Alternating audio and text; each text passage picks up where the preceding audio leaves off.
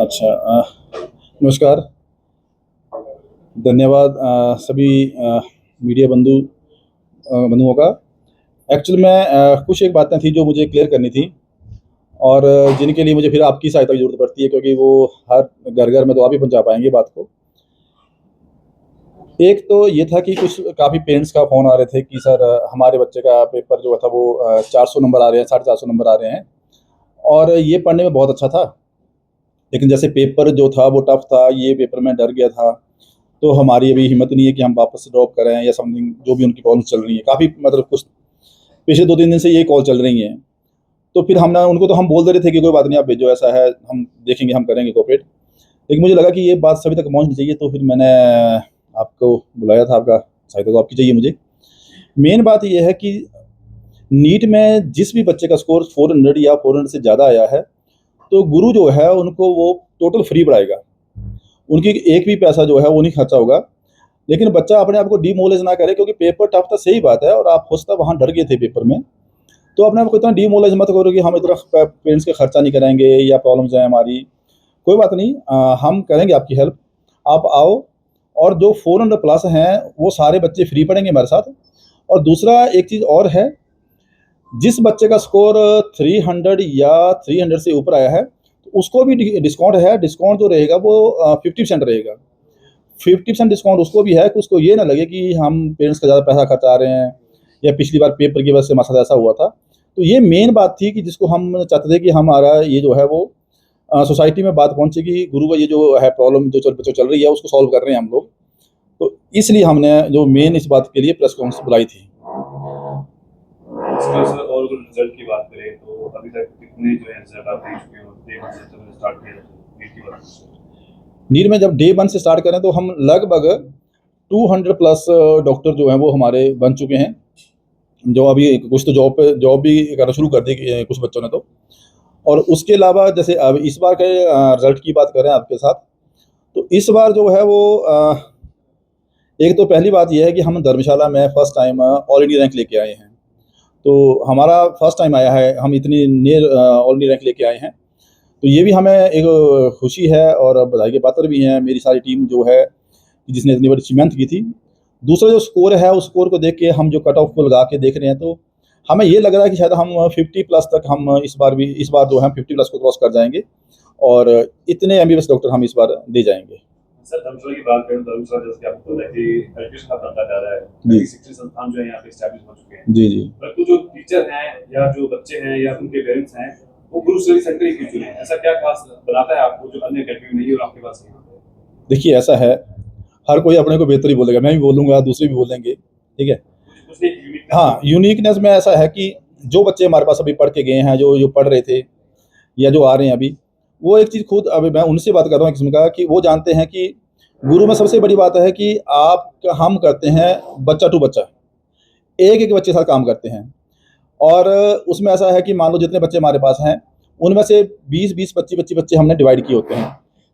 उन बच्चों की हर प्रॉब्लम, पढ़ाई से लेके उसकी अपनी पर्सनल प्रॉब्लम से लेके, हम डिस्कस करते हैं उनके साथ कि क्या प्रॉब्लम है, कहाँ समस्या है। टाइम टेबल तक हम खुद बनाते हैं उनका बैठ के, कि क्या प्रॉब्लम आ रही है आपको। अगर सब्जेक्ट नहीं आ रहा तो सब्जेक्ट को हम खुद देखेंगे बैठ के। शाम को रात को 2 बजे से शाम को 2 बजे से लेके रात के 8-9 बजे तक हम साथ में लगे होते हैं बच्चों के साथ। तो ये जो चीज़ है, ये 4 डिस्ट्रिक्ट से हम लोग 50 प्लस डॉक्टर दे रहे हैं। तो वो इसीलिए दे रहे हैं क्योंकि हम बच्चा टू बच्चा काम कर रहे हैं। हर बच्चे की हम खुद हेल्प कर रहे हैं। दूसरा, हम क्योंकि यहीं से हैं, लोकल हैं, तो हम भी इसी सिनेरियो से पढ़ के आए हैं। तो हमें पता है कि हमारी प्रॉब्लम्स क्या थी। हम तो हिंदी मीडियम से पढ़ के आए थे, तो हमें समस्या क्या थी, वो समस्या हम बच्चों को देखते हैं कि हाँ, इस बच्चे को ये प्रॉब्लम है। दूसरा, यहाँ का जो हमारा पढ़ाई का लेवल है, उसको हम बाहर से कंपैरिज़न नहीं कर सकते। दिल्ली, राजस्थान, यहाँ से कंपैरिज़न नहीं कर सकते, क्योंकि वहाँ का स्कूल का लेवल और हमारे में तो प्रॉब्लम है। हमारे तो कई स्कूल ऐसे भी हैं जहाँ पूरा-पूरा साल टीचर नहीं मिलता, प्रॉब्लम आती है कई बार। तो उस चीज़ को देखते हुए हम बच्चे को खुद तैयार करते हैं और बच्चा रिज़ल्ट भी देता है। 2 डिस्ट्रिक्ट से 50 डॉक्टर देना, आई थिंक सो कि बहुत बड़ी बात है हमारे लिए ये।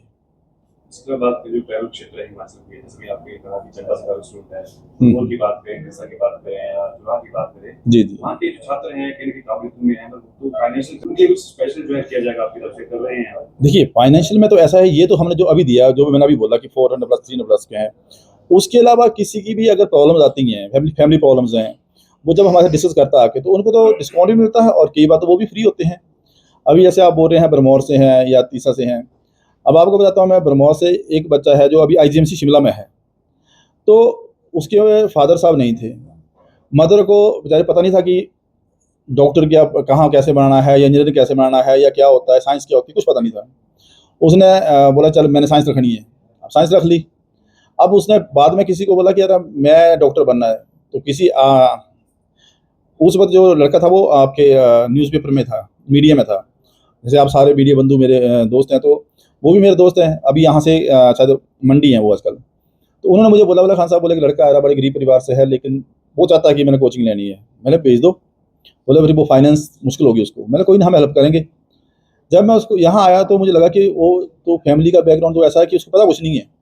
आप सोचो उस फैमिली से जिसके फादर साहब नहीं है, मदर जो है वो मतलब हाउस वाइफ हैं, लेकिन आज वो लड़का आईजीएमसी शिमला में एमबीबीएस कर रहा है। तो ये जो कुछ ऐसे, मतलब ऐसा एक ही केस नहीं है, बहुत केस हैं ऐसे जिनमें बच्चों को मतलब पता ही नहीं था। अब यहाँ धर्मशाला लोकल से मैं कचहरी सी बात कर लूँ, तो काफ़ी ऐसी फैमिलीज थे जो मतलब जिनके मदर जो हैं वो लिफाफा बना के भी परिवार को चला रहे थे, या किसी के फादर साहब बड़ी दिहाड़ी लगा के काम कर रहे थे, लेकिन वो आज डॉक्टर हैं। वजह ये है कि लोकल इंस्टीट्यूट था, एक दूसरे से बात भी थी, बात की, तो उनको लगता था कि चलो खाना खा के पढ़ने चले जाएंगे और घर आ जाएंगे वापस। अगर उनको दिल्ली चंडीगढ़ कहीं भेजना तो शायद मुश्किल था उनके लिए, लेकिन आज वो अच्छी इंस्टीट्यूट में एमबीबीएस कर रहे हैं। तो ये बेनिफिट है और हमारी साइड से तो हमेशा रहेगा। हम तो ये भी करते हैं कि अगर हम मीडिया बंधु या जो जो भी मेरा ये प्लेटफॉर्म सुन रहा है, और किसी को भी लगता है, वो मेरे नॉन है नहीं है डजंट मैटर, किसी को लगता है कि अरे जो फलाने का बच्चा है वो बहुत अच्छा पढ़ने में, लेकिन उसकी प्रॉब्लम है कि वो फाइनेंस की वजह से रह जाएगा, तो वो हमें कॉल करें। मैं पक्का है कि मैं उनके लिए हेल्प जरूर करूँगा। हमें अच्छा लगेगा कि हम सोसाइटी, देखो हमारा तो उस परमात्मा की बड़ी दया है कि हम उस जगह बैठे हैं जहाँ से हम अपने परिवार को भी चला रहे हैं और सोसाइटी को भी कुछ दे रहे हैं। तो हम चाहते हैं कि अगर मीडिया बंधु या कोई भी इस प्लेटफॉर्म सुनता हो तो वो बताए कि खाना बच्चा है, उसकी आप हेल्प करो, हम करेंगे, पक्का करेंगे। एक सवाल है हमारा कि इतने अच्छे अच्छे गवर्नमेंट स्कूल हैं, सरकार दावा करती है कि हमारे टीचर्स बहुत अच्छे हैं, बहुत सारे सीबीएसई बोर्ड के स्कूल है, प्राइवेट में आईसीएसई बोर्ड के स्कूल है, फिर कहते हैं कि प्राइवेट स्कूलों में और सरकारी स्कूलों में पढ़ाई नहीं होती, क्योंकि अभी आपने कहा कि पेरेंट्स को पता ही नहीं होता बच्चों को कहाँ लेके जाना है। आप किसके बारे में बोल रहे हैं, सरकारी स्कूल के बारे में, नहीं पेरेंट्स के बारे में, या प्राइवेट स्कूल? देखिए ऐसा है कि मैं आप सभी हम भी स्कूल से बढ़ के आए, तो मेन बात तो ये है कि जब हमने +2 की थी हमें पता नहीं था कि हमने कहाँ जाना है, हम क्या करेंगे। अब रही बात स्कूल की, स्कूल या सीबीएसई या आप बोल रहे हैं सरकारी स्कूल, ऐसा नहीं है कि वो पढ़ाते नहीं हैं। आप समझो कंपटीशन और स्कूल की स्टडी अलग अलग है, थ्योरी अलग है और कंपटीशन अलग है। अब टीचर चाहे एचपी बोर्ड का या सीबीएसई बोर्ड का चाहे एसएससी बोर्ड का है, उसने क्या पढ़ाना है, उसने तो पढ़ाना है थ्योरी, कि थ्योरी को बच्चा लिख सके, पेपर लिखना कैसे है और इसके अच्छे मार्क्स आ सकें, कि +2 में या +1 में अच्छे मार्क्स आए। तो टीचर को प्रॉब्लम ये है कि टीचर कंपटीशन पढ़ा नहीं सकता, अगर चाहे तब नहीं पढ़ा सकता, क्योंकि वो तो ट्रैक से अलग हो गया। फिर उसका तो वो थ्योरी पढ़ाएगा और थ्योरी को करवाएगा, ऑब्जेक्टिव जो है वो अलग चीज़ है। तो जब ऑब्जेक्टिव अलग चीज़ है तो इसलिए जो है कोचिंग सेंटर जो है उस पर काम करते हैं ऑब्जेक्टिव पे, और वो वजह है कि हर कोचिंग सेंटर जो है अपनी बेहतर करने की कोशिश कर रहा है।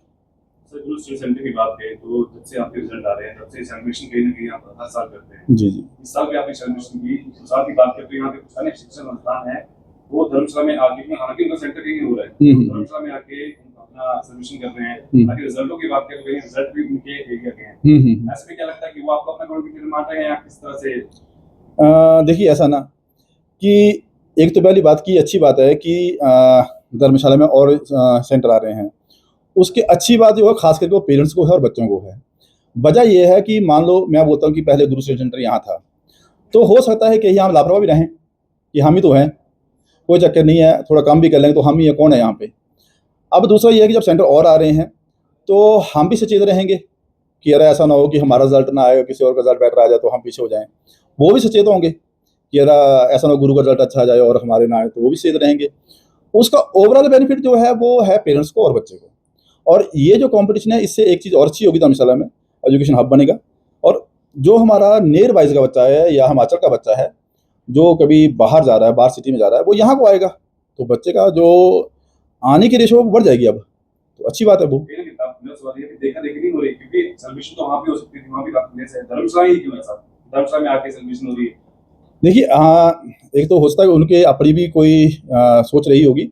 दूसरा मेरा मानना ये भी हो सकता है कि उनको लगता है कि सारे ऑफिस ही यहाँ हैं, धर्मशाला कचहरी में सारे ऑफिस हैं, तो ज़्यादा लोग यहाँ गैदरिंग यहाँ होती है।